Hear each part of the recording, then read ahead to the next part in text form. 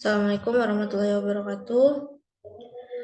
Saya Zelina Permainuri. Di sini saya akan mempresentasikan tugas saya yang berjudul Parallel Processing menggunakan MPI dan Hadoop.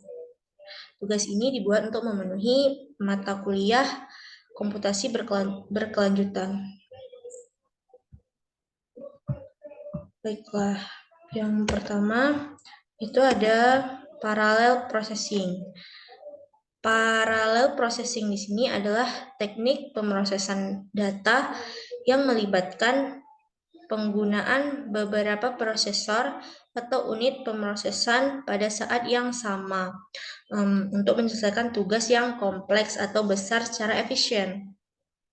Di dalam parallel processing, tugas yang besar dibagi menjadi tugas yang lebih kecil, dan kemudian setiap tugas tersebut dikerjakan secara bersamaan pada beberapa unit pemrosesan yang bekerja secara paralel. Parallel processing di sini sangat berguna dalam berbagai bidang, termasuk di komputasi ilmiah, analisis data, grafika komputer, dan rekayasa perangkat lunak. Dalam beberapa kasus parallel processing dapat menghasilkan peningkatan kinerja yang sangat besar dibandingkan dengan penggunaan satu prosesor tunggal. Namun, implementasi parallel processing dapat menjadi sangat kompleks dan membutuhkan pemrograman yang cermat dan terperinci untuk memastikan konsistensi dan keadilan hasilnya. Ada beberapa platform yang dapat digunakan untuk melakukan proses tersebut seperti MPI dan Hadoop, di mana nanti MPI dan Hadoop ini juga akan dijelaskan di slide selanjutnya. Nah, sebelumnya itu ada jenis paralel dari processing ini. Yang pertama itu ada share memory parallel processing. Parallel processing ini memiliki batasan pada jumlah prosesor yang dapat digunakan. Karena memori bersama hanya dapat diakses dengan aman oleh jumlah yang terbatas di prosesor itu sekaligus. Oleh karena itu, share memory parallel processing ini umumnya lebih cocok untuk sistem dengan jumlah prosesornya yang terbatas. Sementara itu distribute memory parallel processing ini lebih cocok untuk sistem yang lebih besar dengan banyak prosesor yang terdistribut di beberapa node. Dan shared memory parallel processing ini juga jenis komputasi paralel yang dimana beberapa prosesor atau inti dalam satu sistem komputer membagi aksesnya itu ke satu memori utama ke memori yang lain dengan jumlah yang sama, dengan memori yang sama. Dalam pendekatan ini, setiap prosesor atau inti ini memiliki akses langsung ke memori secara bersama dan memungkinkan mereka untuk memproses data secara bersama tanpa perlu ada transfer data antar prosesor. Nah, keuntungan dari jenis shared memory parallel processing ini kemampuan untuk mengakses memori secara bersama, secara langsung dan cepat, yang dapat menghasilkan kinerja yang lebih baik untuk aplikasi tertentu. Pendekatan ini juga relatif mudah diimplementasikan dan tidak memerlukan koordinasi yang rumit antar prosesor.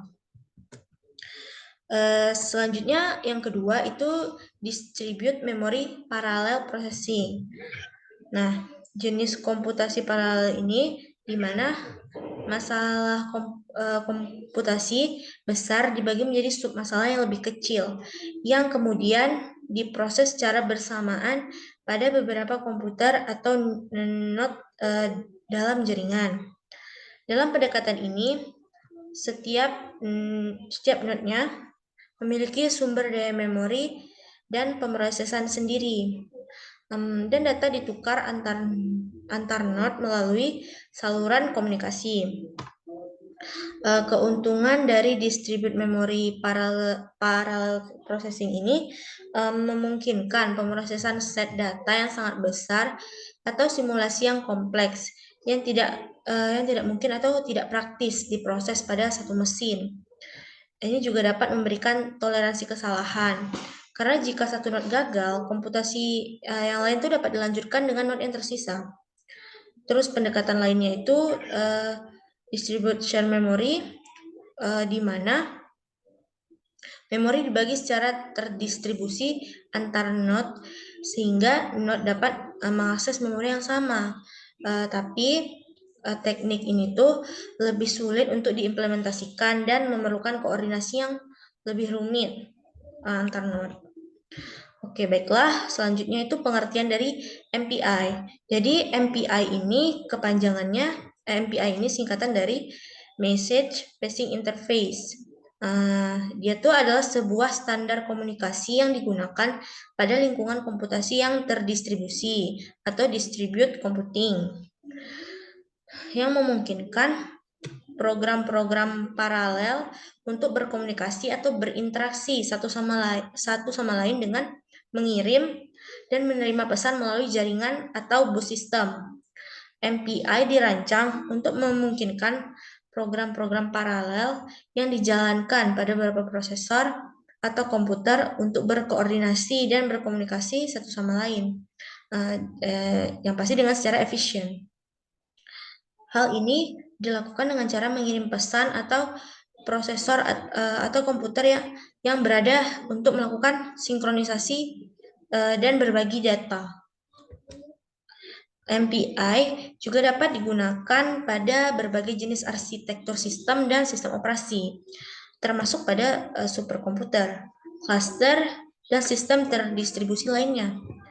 MPI juga telah menjadi standar industri dalam pengembangan program paralel yang memerlukan komunikasi antar proses. Selanjutnya ada Hadoop. Hadoop di sini merupakan suatu platform. Hadoop merupakan suatu platform yang digunakan untuk mendukung aplikasi yang memproses big data. Oleh karena itu, beberapa komputer dapat saling terhubung, sinkron, dan bekerja sama untuk memproses sejumlah data sebagai sebuah kesatuan. Dengan menggunakan Hadoop, kita dapat memproses big data melalui beberapa komputer sekaligus.